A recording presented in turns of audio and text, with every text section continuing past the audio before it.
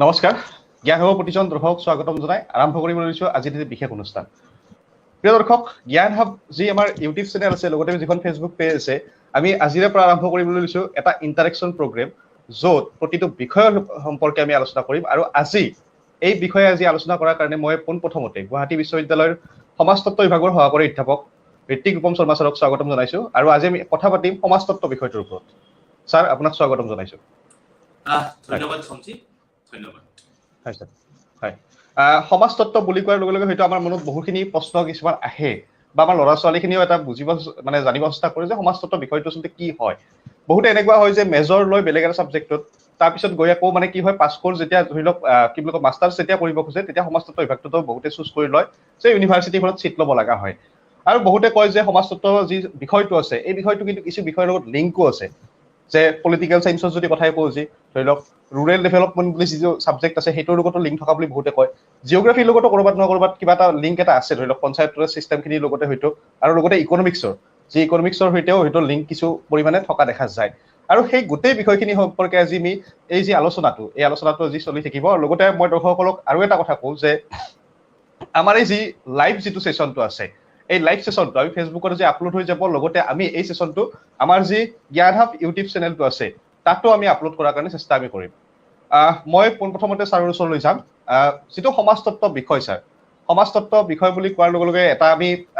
যিটো আমাৰ ধৰি লওক প্ৰি প্ৰাইমাৰী বিষয়টোক যদি চাওঁ, যদি তাত ইভিএছ আছিল, এনভাইৰনমেণ্টেল চায়েন্স। লাহে লাহে ল'ৰাজনে যেতিয়া ক্লাছ 5 পায় বা ক্লাছ 6 পায়, তেতিয়া এখন বিষয় এটা আহে সমাজ বিজ্ঞান। তাত ভূগোল থাকে, বুৰঞ্জী থাকে, ৰাজনীতি বিজ্ঞান থাকে, ধৰি লওক অৰ্থনীতি থাকে, আৰু তাৰ পৰা ফালনি কাটি পেলাই এটা নতুন বিষয় এটা হৈছে সমাজতত্ব। বিষয়টো গুৰুত্বটো কেনেকুৱা, ছাৰ? এই বিষয়ে আপুনি কি ক'ব? সঞ্জীৱ, প্ৰথমে মই তোমাৰ লগতে জ্ঞান হাবৰ প্ৰতিজন কৰ্মকৰ্তাক ধন্যবাদ জ্ঞাপন কৰিছো। ইমান এটা গুৰুত্বপূৰ্ণ বিষয়বস্তু আজি আমাক দুআষাৰ ক'বলৈ সুযোগ দিয়াৰ বাবে। আচলতে সঞ্জীৱ, এই সমাজতত্ব বিষয়টো আজিৰ দিনত খুবেই গুৰুত্বপূৰ্ণ। আমাক বহুতে সোধে যে আমি ছচিয়লজিৰ বিষয়ত আমি আগবাঢ়িব খুজিছো, পঢ়িব খুজিছো, কিন্তু আচলতে ছচিয়লজি মানে কি আমি নাজানো। কিন্তু আমি জানিব বিচাৰিছো, কিন্তু আমি সেই সুযোগটো পোৱা নাই। আৰু তোমালোকে সেই সুযোগটো যে দিছা, সেইকাৰণে প্ৰথমে মই জ্ঞান হাবৰ প্ৰত্যেকজন কৰ্মকৰ্তাক মই ধন্যবাদ জ্ঞাপন কৰিছো। আচলতে সমাজতত্ব বুলি ক'বলৈ গ'লে আমি বিষয়বস্তুৰ গভীৰতালৈ অহাৰ আগতে আমি অকণমান জানি লওঁ সমাজতত্ব মানে আচলতে কি। একেবাৰে যদি আমি লিটাৰেল মিনিং বা শব্দটোৰ বিষয়ে যদি আমি কওঁ, সমাজ তত্ত্ব অৰ্থাৎ ছচিয়লজি, যি ইংৰাজীত খুবেই আমাৰ সকলোৰে প্ৰচলিত শব্দ ছচিয়লজি। এই শব্দটো আহিছে দুটা শব্দৰ পৰা, ছচিয়ছ আৰু লগোছ। ছচিয়ছ আৰু লগোছ, এই দুটা শব্দ একেলগ হৈ পেলাই ছচিয়লজি বুলি আমাৰ এই শব্দটোৰ জন্ম হৈছে, আৰু এটা বিষয়বস্তু হিচাপে আজিৰ যুগত ই খুবেই বেছি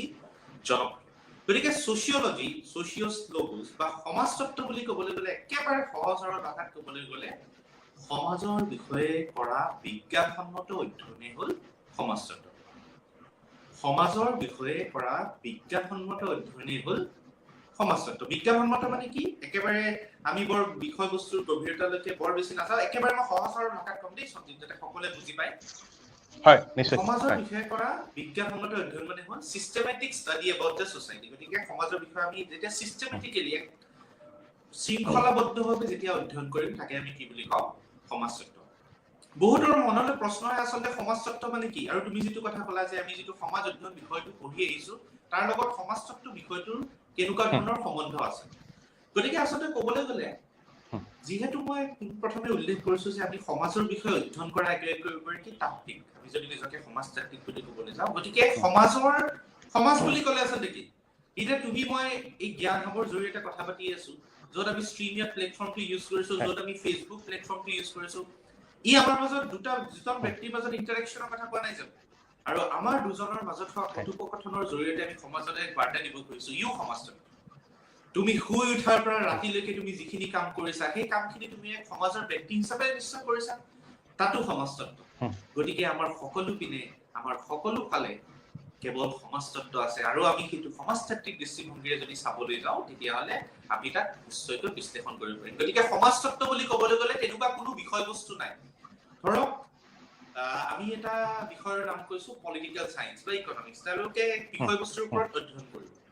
ইকনমিক্সে টকা পইচা সম্বন্ধীয় বিত্ত সম্বন্ধীয়, পলিটিকেল সায়েন্সে সমাজৰ ৰাজনীতি সম্বন্ধীয় বিষয়বস্তু অধ্যয়ন কৰিব। সমাজতত্ত্বই কিন্তু ৰাজনীতি, ইকনমিক্স, মানুহৰ মনস্তত্ত্ব, সমাজৰ সামগ্ৰিক দিশ সামৰি যি অধ্যয়ন কৰা হয় সেয়াই হ'ল সমাজতত্ত্ব। গতিকে সমাজতত্ত্বৰ কোনো ধৰণৰ পৰিসীমা নাই। তুমি মই পুৱা শুই উঠাৰ পৰা গধূলিলৈকে কৰা প্ৰত্যেকটো কামে কৰে কি একোটা সমাজতাত্ত্বিক কাম। তুমি মই পুৱা শুই উঠাৰ পৰা গধূলিলৈকে সমাজৰ প্ৰত্যেকগৰাকী ব্যক্তিৰ লগত যি ইণ্টাৰেকশ্যন কৰিছো সি এক সমাজতত্ত্ব। তুমি যি ধৰণে তোমাৰ মহাবিদ্যালয়ত গৈছা ছাত্ৰ ছাত্ৰীৰ লগত ইণ্টাৰেক্ট কৰিছা সি সমাজতত্ত্ব, ছাত্ৰ ছাত্ৰীয়ে তোমাৰ লগত ইণ্টাৰেক্ট কৰিছে সি সমাজতত্ত্ব। গতিকে সমাজতত্ত্ব বুলি ক'বলৈ গ'লে তুমি ঠিক যেনে ধৰণে ক'লা সমাজ অধ্যয়ন আমি যিটো বিষয়বস্তু পাইছিলো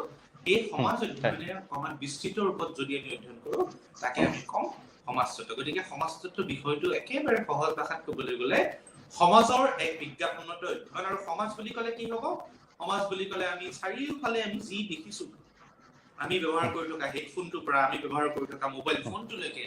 প্ৰত্যেকটোতে প্ৰত্যেক ইণ্টাৰেকশ্যনতে প্ৰত্যেকটো আমাৰ একশ্যনতে সমাজতত্ত্বৰ একোটা দিশ লুকাই আছে আৰু সমাজতাত্ত্বিক হিচাপে সেই দিশটো অধ্যয়ন কৰাই আমাৰ মুখ্য উদ্দেশ্য। হয় ছাৰ, মই দ্বিতীয় প্ৰশ্নলৈ আহিছোঁ। আমাৰ বহুতে কোৱা হয় যে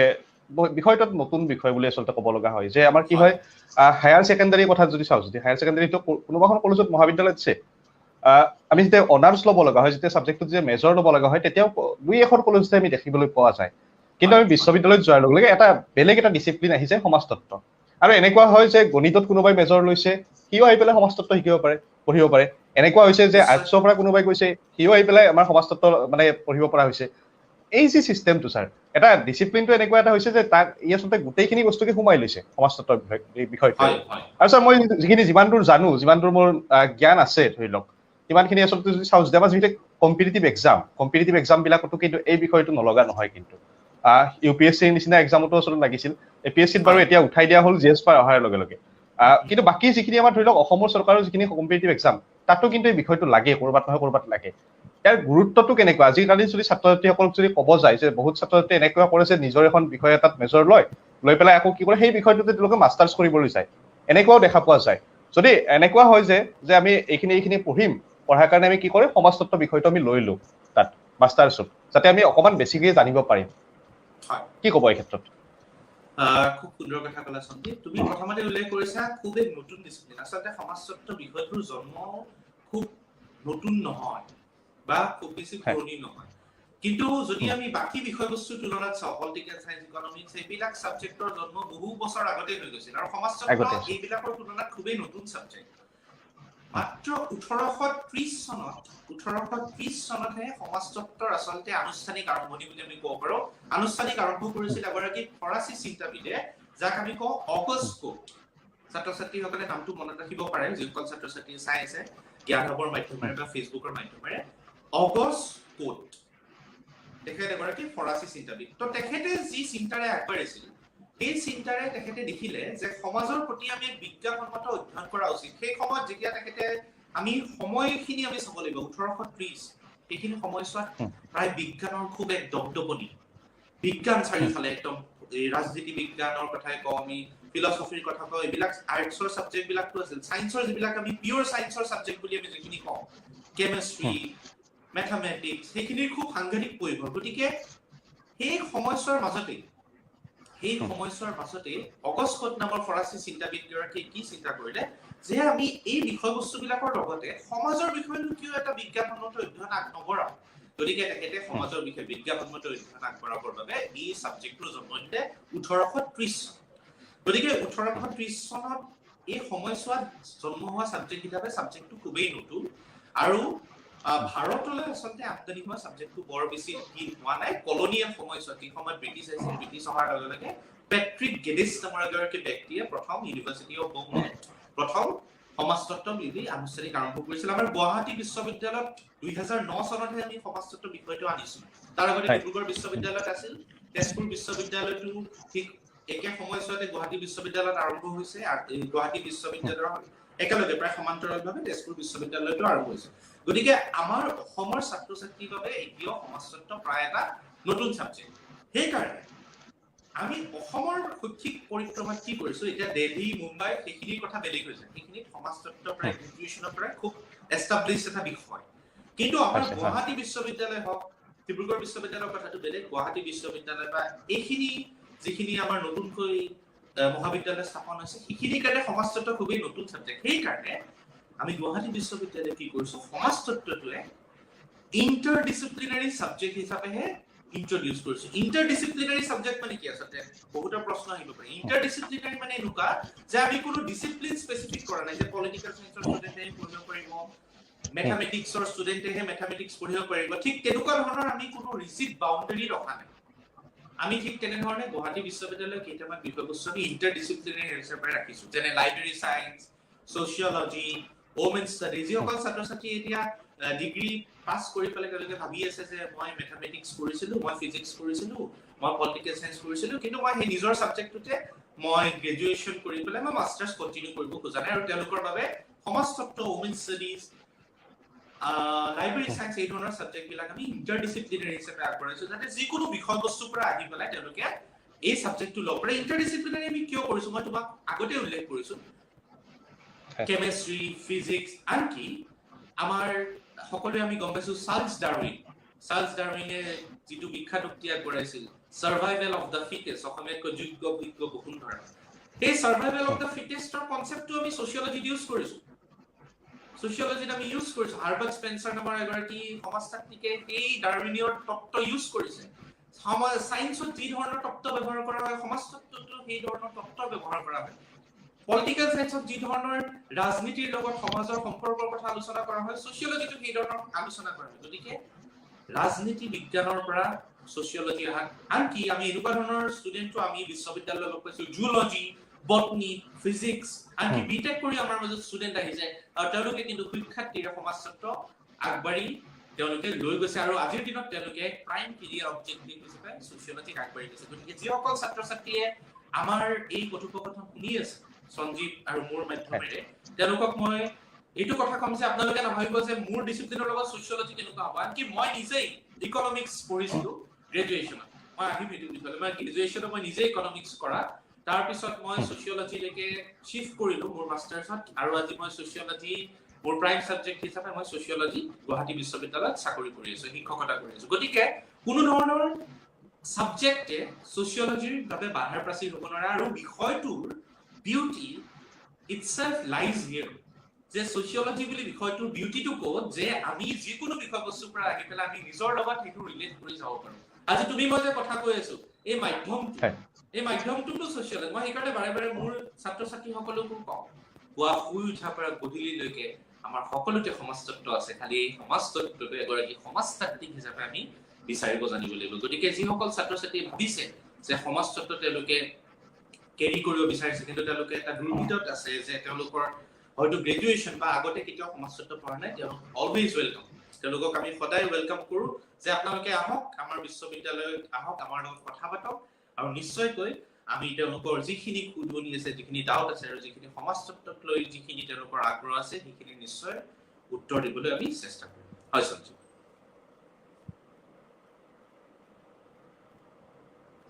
হয় কিছু কাৰিকৰী কিছু বিজুতি ঘটিছিল তাৰ কাৰণে দুখিত স্যাৰ এতিয়া যদি কোৱা যায় যে ভইচটো শুনা গৈছে নে সঞ্জীৱ হয় স্যাৰ শুনি আছো হয় শুনি আছো স্যাৰ এতিয়া যদি কোৱা যায় মই সমাজতত্ত্ব বিষয়টো এইটো কাৰণে নতুন বুলি কৈছো যে ক'লে যে গুৱাহাটী বিশ্ববিদ্যালয়ত 2009 চনতে অনা হৈছিল সাবজেক্টটো স্যাৰ এনেকুৱা হোৱা দেখা যায় যে এতিয়া আজিকালি যেহেতু প্ৰতিযোগিতামূলক পৰীক্ষাৰ যুগ এতিয়া ধৰি লওক বহুত ল'ৰা ছোৱালী এটা সপোন বুকুত বান্ধি আহে যে তেওঁলোকে এইটো অসম যি চৰকাৰৰ যি পৰীক্ষাসমূহ ঠিক এপিএসসি হওক বা বাকি যিবিলাক হয়তো পৰীক্ষাসমূহ আছে লগতে ধৰি লওক বহুত ল'ৰা ছোৱালী আজিকালি অসমৰ পৰাও কিন্তু প্ৰতিনিধিত্ব কৰিছে ইউপিএসসি দিয়াৰ কাৰণে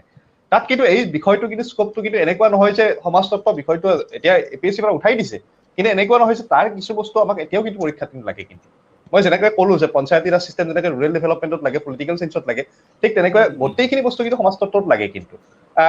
বৰ্তমান ধৰণৰ ছাত্ৰ ছাত্ৰী যি যুগৰ যি ছাত্ৰ ছাত্ৰীসকল আছে আপোনাৰ দৃষ্টিত এজন শিক্ষক হিচাপে এই বিষয়টোক লৈ কিমান আশাবাদী মই যথেষ্ট আশাবাদী এই কাৰণে যে আচলতে নতুন নতুন ধৰণে সমাজতত্ত্বৰ ডিসকভাৰী কিন্তু হৈ আছে নতুন ধৰণে যেহেতু আমি সমাজক বিজ্ঞানসন্মতভাৱে অধ্যয়ন কৰোঁ মই বাৰে বাৰে এইটো কথা কৈয়ে থাকিম কিন্তু কাৰণটো বিজ্ঞানসন্মত অধ্যয়ন বুলি কোৱাৰ লগে লগে আচলতে সেই অধ্যয়নৰ কোনো অন্ত নাই নতুন নতুন ধাৰণা সমাজত আহি আছে আজিৰ পৰা 20-25 বছৰ আগতে কোনো ভবা নাছিল যে কোভিড নামৰ এটা বেমাৰ আহিব কোভিড বেমাৰে গোটেই সামাজিক স্থিতিটো আমাৰ সলনি কৰি দিব আজি সোশিয়োলজিষ্টৰ কাৰণে কোভিড এটা সাংঘাতিক টপিক ঠিক তেনে ধৰণে কোভিডে কি ধৰণৰ আমাৰ সামাজিক ব্যৱস্থাটো পৰিৱৰ্তন কৰিছে ঠিক তেনেকৈ যুগে যুগে পৰিৱৰ্তনবিলাক হৈ থাকিব আৰু আমি সমাজতাত্ত্বিক হিচাপে এই পৰিৱৰ্তনবিলাক অধ্যয়নৰ এক বিষয়বস্তু হিচাপে আকোৱালি লৈ গৈ থাকিম আৰু সমাজতত্ত্বৰ আটাইতকৈ ডাঙৰ কথা হ'ল আমি সদায় নিউট্ৰেলি এক নিৰ্মূল বিশ্লেষণ আগবঢ়াম আমি কোনো ধৰণৰ পক্ষ নলওঁ কোনটো ভাল কোনটো বেয়া সেয়া বিচাৰ আপোনালোকে কৰিব আমি সমাজতাত্ত্বিক হিচাপে তাক কেৱল অধ্যয়ন কৰিম আমি কোনো আগবঢ়াই নিদিওঁ যে এইটো ভাল এইটো বেয়া কোনবাটো বিষয় তোমাৰ কাৰণে ভাল হ'ব পাৰে কোনবাটো বিষয় তোমাৰ কাৰণে বেয়া হ'ব পাৰে এইটো তোমাৰ ওপৰত তুমি কোনটো প্ৰেক্ষাপটত সেই বিষয়টো বা সেই বস্তুটো তুমি বিশ্লেষণ কৰিছা গতিকে বিভিন্ন ধৰণৰ যেতিয়া কম্পিটিটিভ এক্সামৰ কাৰণে ষ্টুডেণ্টবিলাকে প্ৰিপেয়াৰ কৰি থাকে তেওঁলোকৰ কাৰণে সমাজতত্ত্ব বিষয়টো এক বিষয় হিচাপে জনাটো খুবেই বেছি প্ৰয়োজনীয় আজি আমি এপিএসসি কথা কলা আজিৰ পৰা যোৱা বছৰলৈকে আমাৰ যেতিয়া এপিএসসি আটাইতকৈ যদি আমি ভুল কলেও এইটো ভুল কোৱা নহব আটাইতকৈ যদি জনপ্ৰিয় কিবা অপচনেল আছে সেইটো আছে সোশিয়োলজি বহুতে সোশিয়োলজি যায়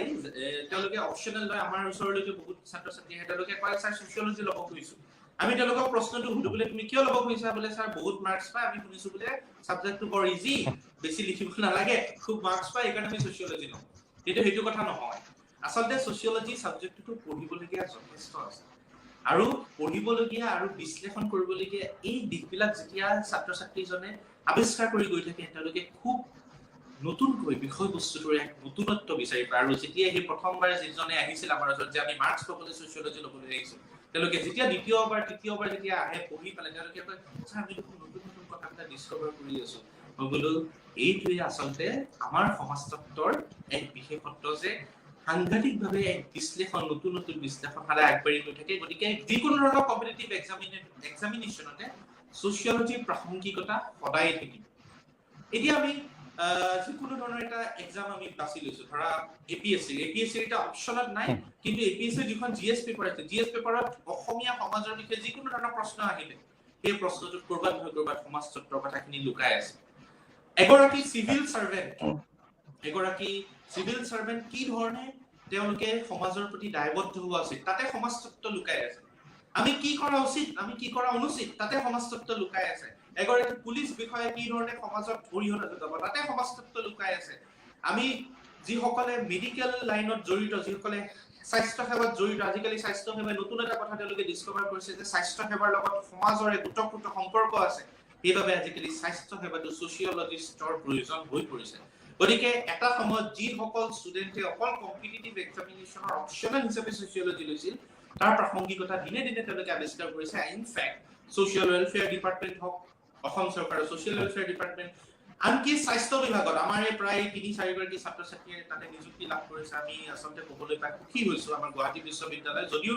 আমি নতুন বিভাগ 2009তে মানে এষ্টাব্লিছ কিন্তু আমাৰ বিভাগৰ পৰা ছাত্ৰ ছাত্ৰীসকলে ইতিমধ্যে এষ্টাব্লিছ লাভ কৰিছে আৰু তেওঁলোকে নেক্সট নেট জেআৰএফ ইতিমধ্যে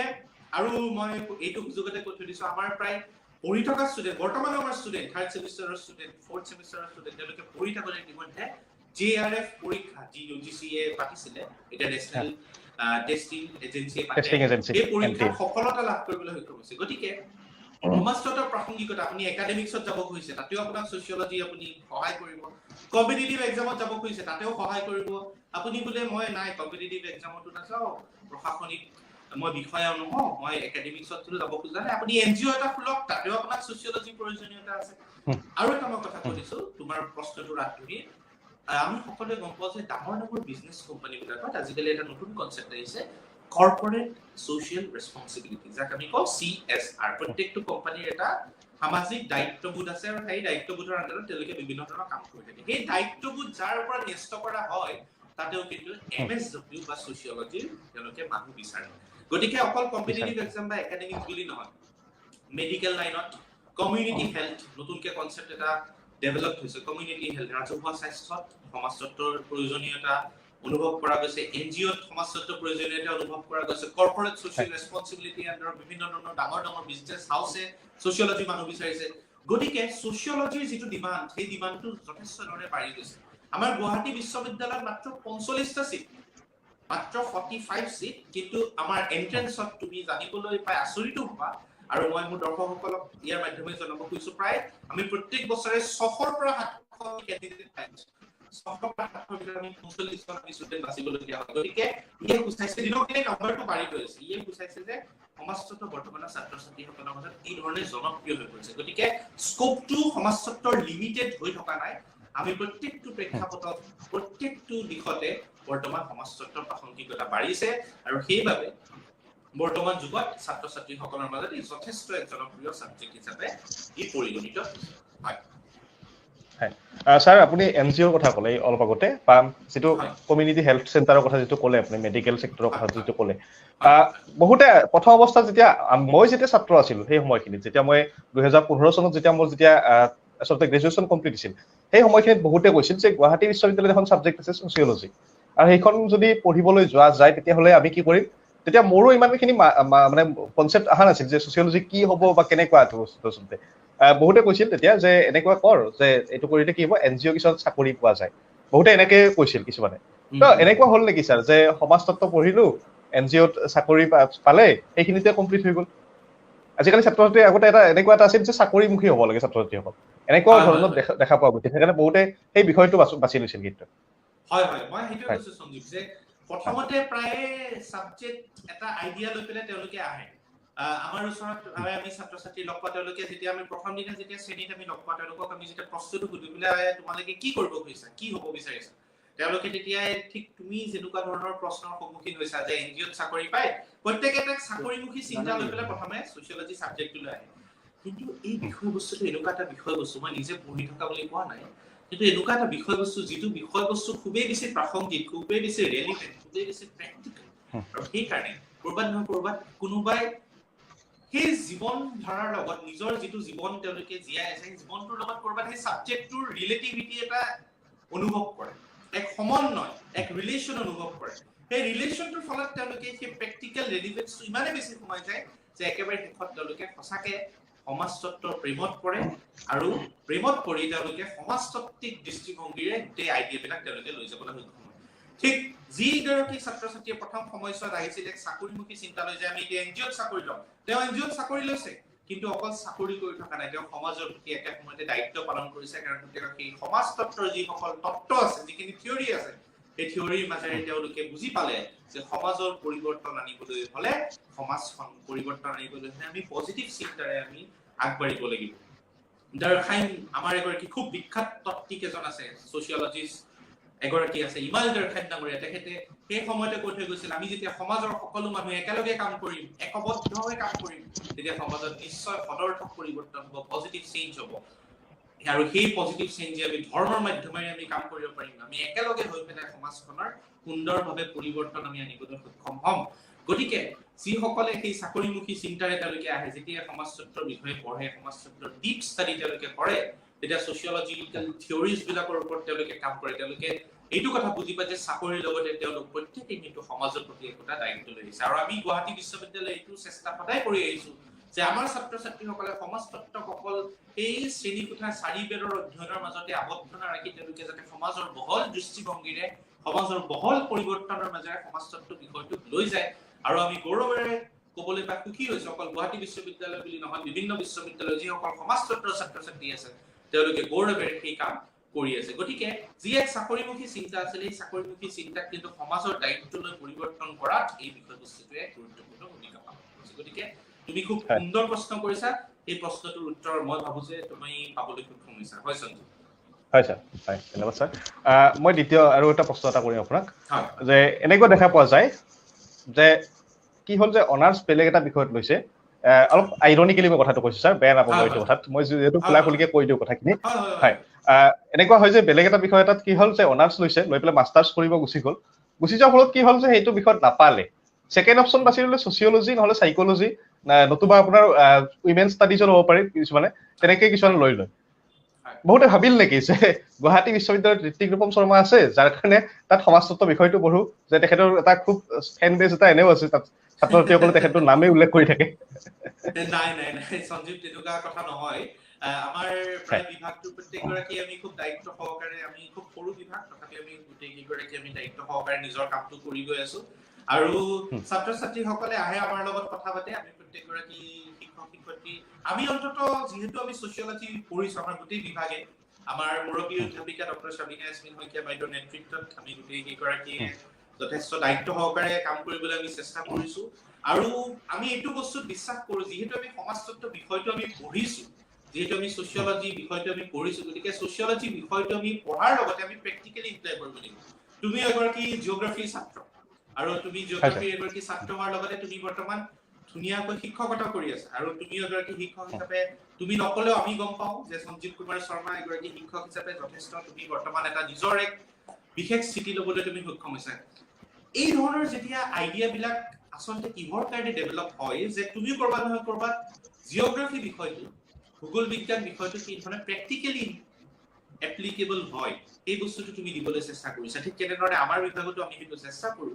যে ছচিয়লজি বিষয়টো কি ধৰণে প্ৰেক্টিকেলি এপ্লিকেবল হয়, প্ৰেক্টিকেলি আমি কি ধৰণে এপ্লাই কৰিব আমি পাৰো। গতিকে কৰবাত নহয় কৰবাত সেই ৰিলেশ্যনটো ছাত্ৰ ছাত্ৰীয়ে অনুভৱ কৰে। আজিৰ যুগত সঞ্জীৱ আমি যে পঢ়া শুনা বস্তুটো আমাৰ ছাত্ৰ ছাত্ৰীসকলে শুনি আছে, পঢ়া শুনা বস্তুটো আচলতে আমি খুবেই এক বৰিং বিষয় বুলি ভাবো, হয়নে?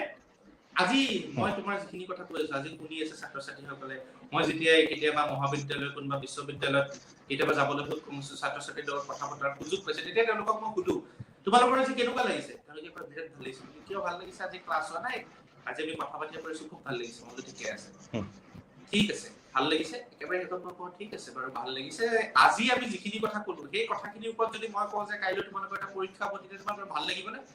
নাই নাই নাই বাপৰে কি কৈছে, লকডাউনত তেওঁলোকৰ গোটেই ঘৰৰ পৰিৱৰ্তন হৈছে। কিহৰ কাৰণে হ'ল? তেওঁলোকে সেই কথাখিনিকে যেতিয়া পৰীক্ষাৰ মাধ্যমেৰে লৈ যোৱা হ'ল, সেই কথাখিনিকে যেতিয়া পঢ়াৰ বিষয়বস্তুৰে লৈ যোৱা হ'ল, সেইটো এটা বৰিং হৈ গোটেই বস্তুটো। আমাৰ ছাত্ৰ ছাত্ৰীসকলে পঢ়াটো খুব বুজা বুলি ভাবে, আমি এনজয় কৰিব লাগে আৰু সেই এনজয় কৰাৰ ক্ষেত্ৰত আমি প্ৰেক্টিকেলি কি ধৰণে এপ্লিকেবল এটা সাবজেক্ট সেইটো আমি জনাটো খুবেই প্ৰয়োজন। আমি কিতাপখন পঢ়ি গৈছো, কোনোবা দাৰ্শনিক কিবা থিওৰি ক'লে, ওয়েবাৰে থিওৰি ক'লে, মাৰ্কছে থিওৰি ক'লে, থিওৰিটো যদি আজিৰ যুগত ৰেলিভেন্ট কেনেকৈ হয়, মোৰ জীৱনত তাৰ প্ৰভাৱ কেনেকুৱা আমি যদি নাজানো, আমি যদি বিষয়টো এক মেকানিকেল সাবজেক্ট হিচাপে আমি যদি পঢ়ি যাওঁ, তেতিয়াহ'লে কিন্তু আপোনালোকে এই বিষয়টো এনজয় কৰিব নোৱাৰে। আজি তুমি মই ধুনীয়াকৈ কথা পাতি আছো, এই কথাটো যদি আমি যদি পৰীক্ষাৰ মাধ্যমত কৰিলোহেঁতেন, ছাত্ৰ ছাত্ৰীসকলে ভাবিলেহেঁতেন বাপৰে কি হ'ল, পৰীক্ষা আহি গৈছে। গতিকে আমি এতিয়া পঢ়াৰ এপ্ৰচটো বৰ্তমান চেঞ্জ কৰিবলৈ আমাৰ সময় আহি গৈছে আৰু আমি এইটো চেষ্টা কৰিছো যাতে প্ৰেক্টিকেলি সাবজেক্টটো তেওঁলোকে শিকে, প্ৰেক্টিকেলি এপ্লিকেবল হয়, প্ৰেক্টিকেলি সাবজেক্টটো শিকে আৰু কৰবাত নহয় কৰবাত হয়তো সেইবাবে সমাজতত্ব বিষয়টো অকমান হলেও জনপ্ৰিয় হৈছে। হয় আচ্ছা, যদি চোৱা যায় যে বিষয় চব এটা বিষয়বিলাক যিমানখিনি বিষয় আছে এটা এপ্লাইড থাকে, এটা বিষয় যদি দৃষ্টিভংগী যদি এটা এপ্লাইড থাকে, এটা থাকে ভোকেশ্যনেল। সমাজতত্ব বিষয়টো ইতিমধ্যে আপুনি ক'লে যে মেডিকেলৰ লগতো যাব পাৰে, কমিউনিটি ডেভেলপমেণ্ট প্ৰগ্ৰেমৰ ক্ষেত্ৰত NGOত যোগদান কৰিব পাৰে বহুতে, চিভিল চাৰ্ভিচৰ কথাটো ক'লে, আৰু তেনেকুৱা ধৰণৰ কি আছে ভোকেশ্যনেল যিটো আপুনি ধৰি লওক ল'ৰা আচলতে আজিকালি কি হয় যে বহুত ল'ৰা এনেকুৱা এটা হৈছে ল'ৰা ছোৱালীত যে বিষয় এটাত মেজৰ লৈছে, তাত মাষ্টাৰ্ছ কৰিছে, তেওঁলোকৰ এটাই মানে মূল লক্ষ্য হৈছে চাকৰি কৰিব লাগিব। তো এনেকুৱা কি বিষয় আৰু আছে তাৰ লগত জড়িত হৈ পেলাই যে তেওঁলোকে আকৌ কিবা বেলেগ বেলেগ এক্সপ্ল'ৰ কৰিব পাৰিব এইটোৰে?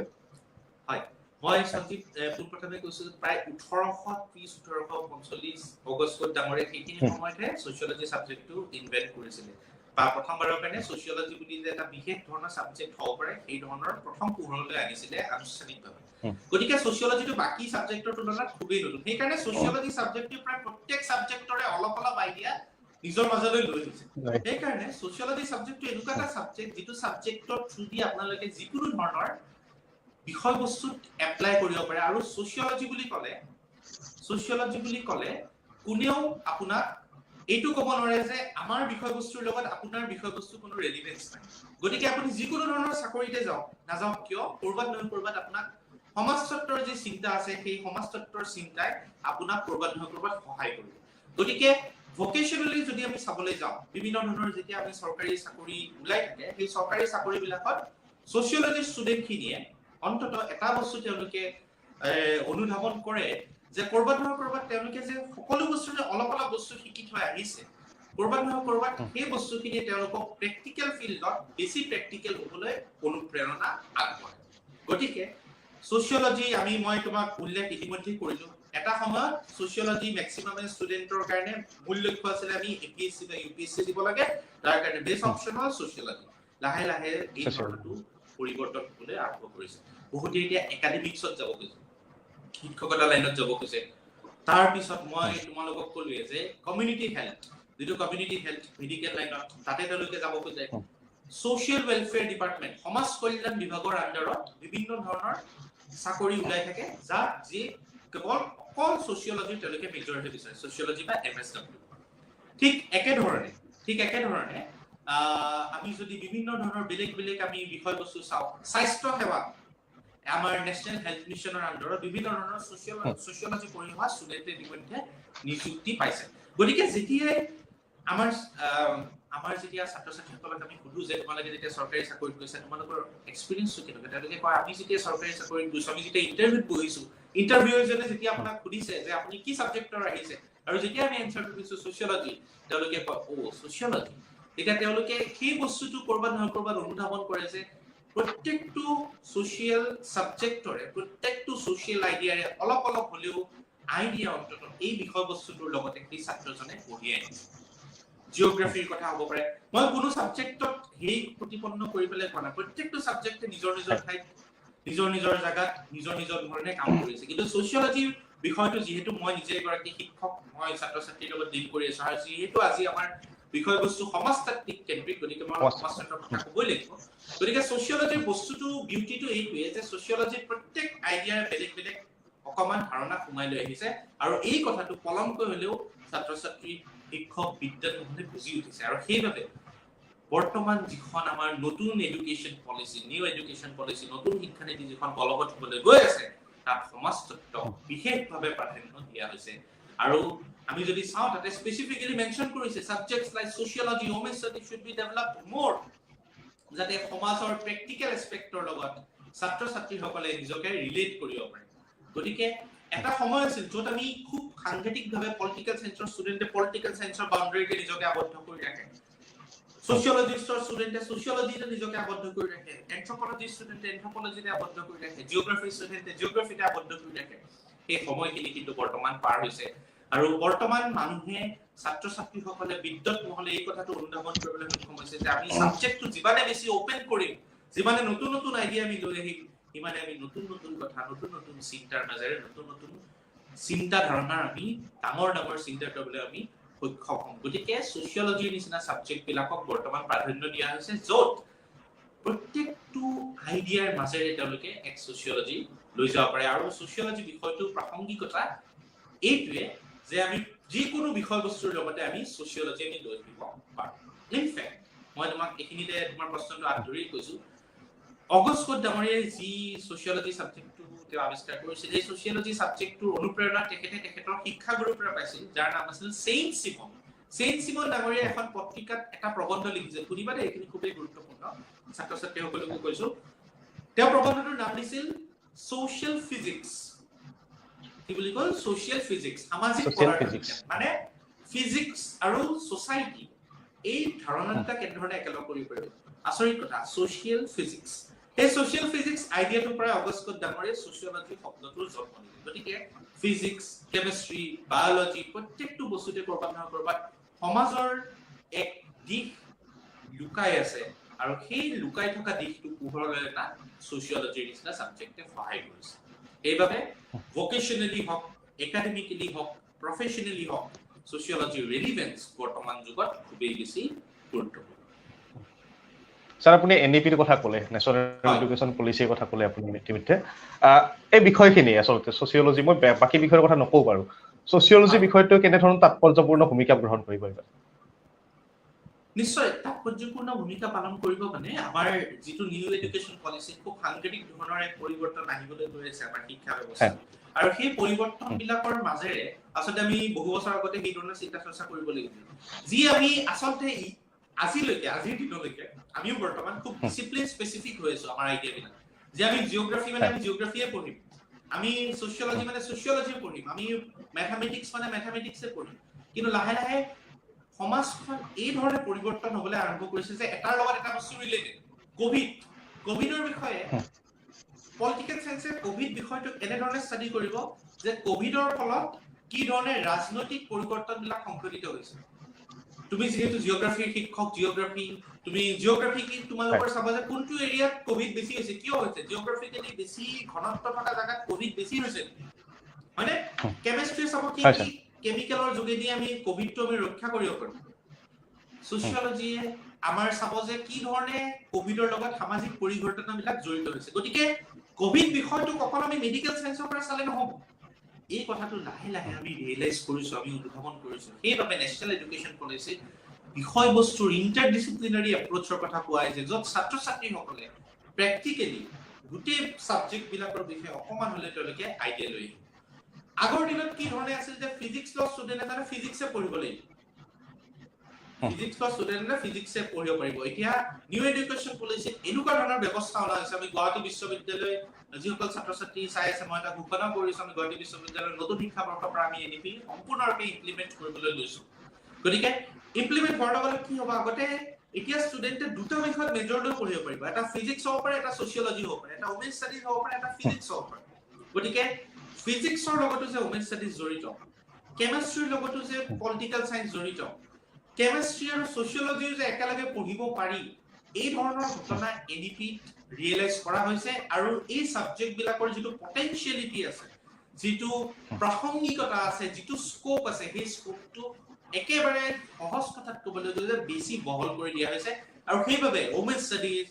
সোশিয়োলজি জিওগ্ৰাফি এই ধৰণৰ সাবজেক্ট হিষ্ট্ৰি এই ধৰণৰ সাবজেক্ট বিলাকক যথেষ্ট গুৰুত্ব দিয়া হৈছে আৰু যিসকল ছাত্ৰ ছাত্ৰী অকমান এতিয়াও ডাউট আছে যে সোশিয়োলজি পঢ়ি পেলাই কেনেকুৱা হ'ব সাবজেক্ট কি হ'ব আপোনালোকক মই জনাই দিছো নিউ এডুকেশ্যন পলিচি সম্পূৰ্ণৰূপে বলবৎ হোৱাৰ পিছত আজিতকৈ বেছি ৰেলিভেন্ট সোশিয়োলজি হ'বলৈ গৈ আছে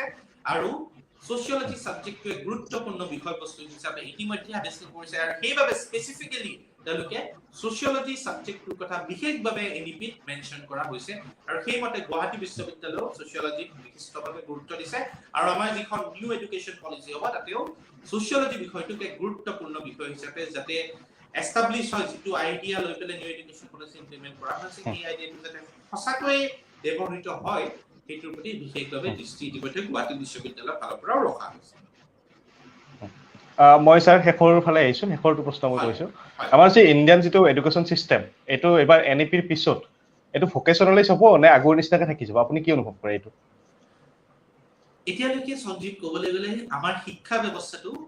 কি হৈছিল জানানে শিক্ষা শিক আৰু খা লাৰ্ন এণ্ড ইট হয়নে শিক আৰু খা হজম কৰিব নালাগে তুমি কোনবা এটা শিকিছা তুমি একদম ধুনীয়াকে মুখস্থ কৰিছা খাই দিয়া হৈ গ'ল শিক্ষা বাট মাজত থকা যেটো আন্ডাৰষ্টেণ্ডিং পাৰ্ট আছিল লাৰ্ন ইট এণ্ড আন্ডাৰষ্টেণ্ড শিক আৰু খাৰ মাজত যেটো বুজিবলগীয়া যেটো কেপাসিটি আছে সেই কৰবাত বুজা কথাটো নিজৰ মতে আইডিয়া লোৱা কথাটো কৰবাত নহয় কৰবাত ইমান বেছি এনকাৰেজমেন্ট পোৱা নাছিল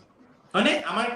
তুমি এগৰাকী শিক্ষক মই এগৰাকী শিক্ষক আমি কৰবাত আমি শিক্ষক হিচাপে বা এসময়ত আমি দুয়ো ছাত্ৰ আছিলো আমি ছাত্ৰ বা শিক্ষক হিচাপে আমি কৰবাত এটা সময়ত আমি ৰিয়েলাইজ কৰিছিলো যে আমাৰ যিখিনি পঢ়াৰ বিষয়বস্তু আছে খুব বেছি কিতাপ কেন্দ্ৰিক আমি কিতাপৰ বিষয়বস্তু লৈ পেলাই আমি সাংঘাতিকভাৱে আমি ব্যস্ত হৈ আছিলো কিতাপত যিখিনি বস্তু আছে সেইখিনি কথাকে আমি পঢ়িছিলো কিন্তু তাৰ বাহিৰেও যে সেই আইডিয়াখিনি যে আমি প্ৰেক্টিকেলি ইমপ্লিমেন্ট কৰিব লাগে সেইখিনি আমি কেতিয়াও ভবা নাছিলো অন্তত নিউ এডুকেশ্যন পলিচি এই কথাটো ৰিয়েলাইজ কৰিছে আৰু তেওঁলোকে কৈছে নিউ এডুকেশ্যন পলিচিত বিশেষভাৱে উল্লেখ আছে যে যিসমূহ practical implications about the subject apply কৰিবলৈ মানুহে শিকা উচিত আৰু বুট কৰো এতিয়া এইটো বেছি এপ্লাই হ'বলৈ গৈ আছে আৰু সেই কাৰণে মই ভাবো যে নিউ এডুকেশ্যন পলিচি অকমান সময় লাগিব যেহেতু আমি ঘপককে এক নতুন চিন্তালৈকে আহি আছো সময় লাগিলেও কিন্তু মোৰ বোধেৰে এনেকুৱা এটা প্ৰয়োজনীয়তা এনেকুৱা এটা পৰিৱৰ্তনৰ প্ৰয়োজনীয়তা আছিল য'ত অকল শিক আৰু খা হৈ আছিল তাৰ মাজত আমি শিক বুজ আৰু খা এই বুজা পাৰ্টটো আমি ইনক্লুড কৰি দিবলৈ চেষ্টা কৰিছো যাতে ছাত্ৰ ছাত্ৰী নিজৰ আইডিয়া কৰিব পাৰে নিজৰ এক ধাৰণা ইমপ্লিমেন্ট কৰিব পাৰে আৰু সেই ধাৰণাকে নিজৰ বিষয়বস্তুৰ মাধ্যমেৰে কাৰণ আমি শিক্ষক হিচাপে এটা বস্তু পঢ়াই গৈছো ছাত্ৰজনে সেইটোৰ লগত কোনো ধৰণৰ ৰিলেট কৰিব পাৰে তেতিয়াহ'লে কোনো ধৰণৰ কিন্তু সেই বিষয়বস্তুটো কোনো ধৰণৰ লাভ নহ'ব গতিকে ছাত্ৰ ছাত্ৰীসকলক মই এইখন মঞ্চৰ জৰিয়তে আহ্বান কৰিছো আপোনালোকে প্ৰথমে বিষয়বস্তুটোৰ বিষয়ে বুজিবলৈ চেষ্টা কৰক বিষয়বস্তুটো ভাল পাবলৈ শিকক পঢ়াকে বুজা হিচাপে নল'ব পঢ়াকে এনজয়মেন্ট কৰক যি ধৰণে চিনেমা এখন এনজয় কৰে চিনেমাখন পঢ়াৰ বিষয়বস্তু মই যদি কৈ দিওঁ আজি চোৱা লেটেষ্ট চিনেমাখন কালি পৰীক্ষাৰ বিষয়বস্তু লগতে চিনেমাখনো পঢ়া টাইপৰ বৰিং হৈ যাব চিনেমাখন চালে যেনেকৈ আমি ৰিলেক্স হৈ চাওঁ পঢ়াটো ৰিলেক্স হৈ যদি আমি কৰোঁ যদি আমি প্ৰেক্টিকেলি কৰোঁ যদি আমি বুজি পোৱা ধৰণে কৰোঁ তেতিয়াহ'লে পঢ়া বস্তুটো ইমান বেছি কঠিন নহয় গতিকে ছাবজেক্টটোৰ লগত ভাল পাবলৈ শিকক প্ৰেক্টিকেল হ'বলৈ শিকক শিক বুজ আৰু খা শিক্ষা অকল শিকিব আৰু খাবলৈ নহয় বুজিবলৈও শিকক তেতিয়া নিশ্চয়কৈ নিউ এডুকেশ্যন পলিচি যি আইডিয়া আছে সেই আইডিয়া সঁচা অৰ্থতে আচলতে ফলপ্ৰসূ হ'ব হয় ধন্যবাদ স্যাৰ আপোনাক ইমানখিনি সময় দিয়াৰ কাৰণে প্ৰিয় দৰ্শক আজি যি ছেগমেণ্টটো আছিলে যে আমি ছচিয়লজি স্কোপ সম্বন্ধে আমি ইতিমধ্যে গম পালো বা ছাৰে গোটেইখিনি কথা ক'লে আৰু মই ভাবো যে এই যি আচলতে ছেগমেণ্টটোৰ পৰা আপোনালোকে হয়তো বা আজি ইণ্টাৰেকশ্যন প্ৰগ্ৰেমটোৰ পৰা আপোনালোকে হয়তো বুজিব পাৰিছে যে যিটো বিষয়ক লৈ বহুতৰ হয়তো এটা প্ৰশ্নবোধক এটা আছিলে যে ছচিয়লজি কি বা ছচিয়লজি বিষয়টো এনেকুৱা নেকি যে কৰবাত হয়তো আমি কি হয় মাষ্টাৰ্ছত আমি নাপালো চিটটো ছচিয়লজিত লৈছো এনেকুৱা নহয় এই কথাটো আজিৰ পৰা এইটো ডিনাই কৰা হ'ল আৰু এই ভিডিঅ'টোৰ জৰিয়তে আমি সেইখিনি কথাই আচলতে ক'বলৈ বিচাৰিছিলো গতিকে প্ৰিয় দৰ্শক চাই থাকিব জ্ঞান হাব ধন্যবাদ শুভৰাত্ৰি ধন্যবাদ সঞ্জীৱ